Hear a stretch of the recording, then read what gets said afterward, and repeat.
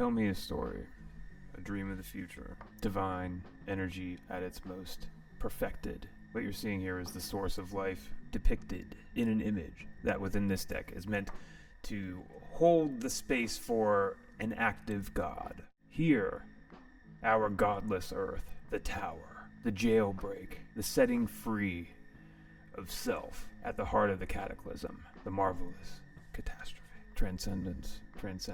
We went into a dream of the future. What is the dream of the future? The dream of the future starts with a divine sun, and it walks us through the birth canal to like the most painful point of transition between the material sphere and the divine sphere. I experience this now as literally the feeling of being somebody who becomes building sized. Inside of that, growing and growing and growing until they have to burst out. Cocoon. It's a cataclysm.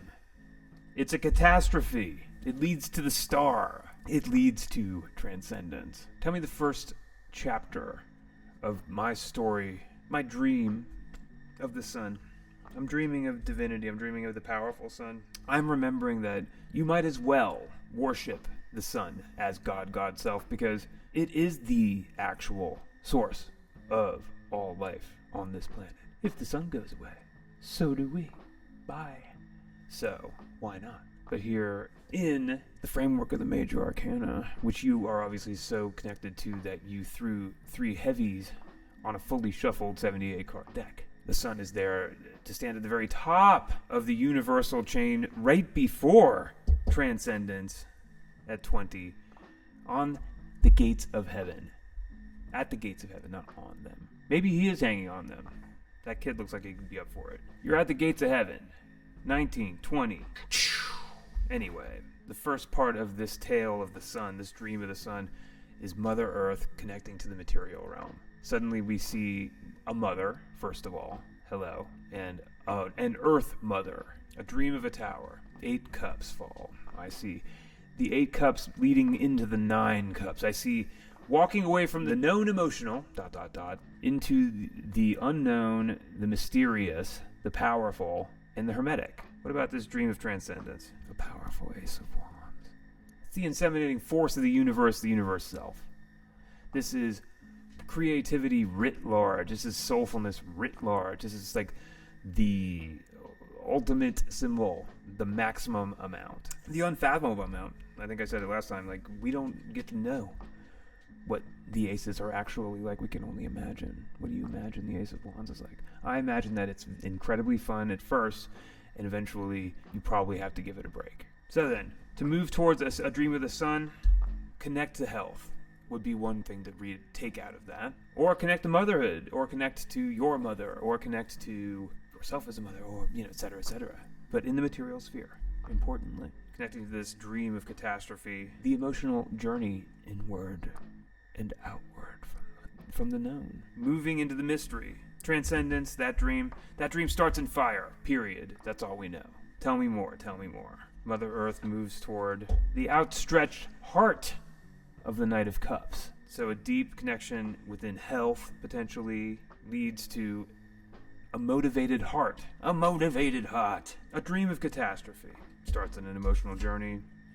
Ooh, and it leads to a passionate... Don't you just feel this card sometimes like the effort that the roots of a plant must make to press themselves deeper and deeper down into the soil, infiltrating it to survive? You're seeing it happen in the other direction, towards the sky in this, but that effort to grow. Don't forget, the odd numbers are all about growth, right? Boo. I hate growth. I hate it. No growth. Anyway, what about this transcendence? Tell me more about this dream of transcendence that starts in fire, Lynchian, David Lynch style, and moves toward, instantly to the 7 wands. The Ace of Wands fuels the charioteer's fire.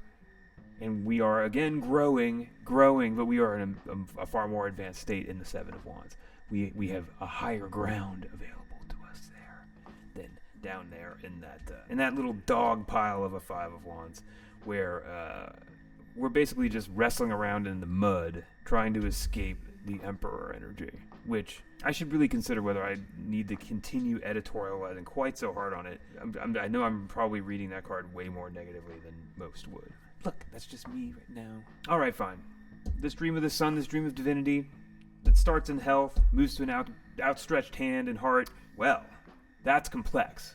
What's that going to tell us, Cuddly? At this point, I'm recognizing that my ability to directly interpret things for you in meaningful ways may be like attenuating as we get deeper and deeper into this spread. But I hope that you will either A, help me, or B, bring your interpretations with you and in. You're being shown something about this sun energy, this dream of divine power that starts in the stability and the warmth and the nurturing heart of the Queen of Pentacles, leads to the Knight of Cups and that quest for emotional fulfillment, and then we go into the solitude of the Hermit, which at number 9 is the direct halfway mark between the Magician and the Sun. Is that true? What I'm trying to say is that 9 times 2 equals.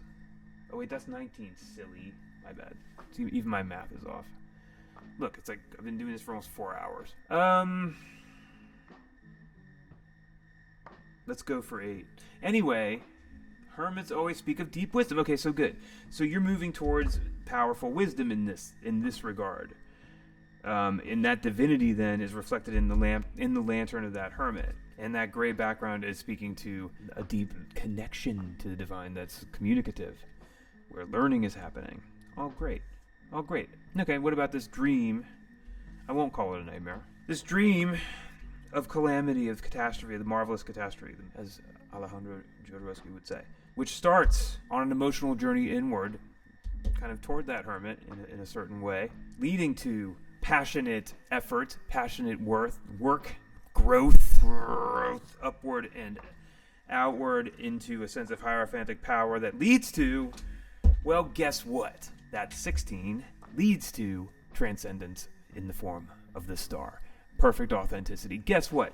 If you do embrace the tower, you will arrive at the tower's destination, invulnerable, without need of armor. Ooh, oh, that hits for me for some reason. That feels real good. I love it when a tower is like, actually, yes. Okay, so then let's talk about transcendence. This dream of transcendence that starts in absolute limitless fire of passion and takes us directly to the charioteer's control. And all of that passionate work leads someplace very, very simple, doesn't it? According to the cards.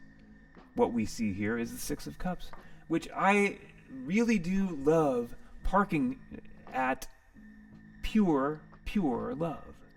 Pure, like the most sort of like a most treacly version of it. The kind of love that a cynic would find annoying. And that's what that 7 is headed towards, according to this story being put forward by the cards about a dream of transcendence. What a fun, innovative, inspirational, and improvised spin through the cards.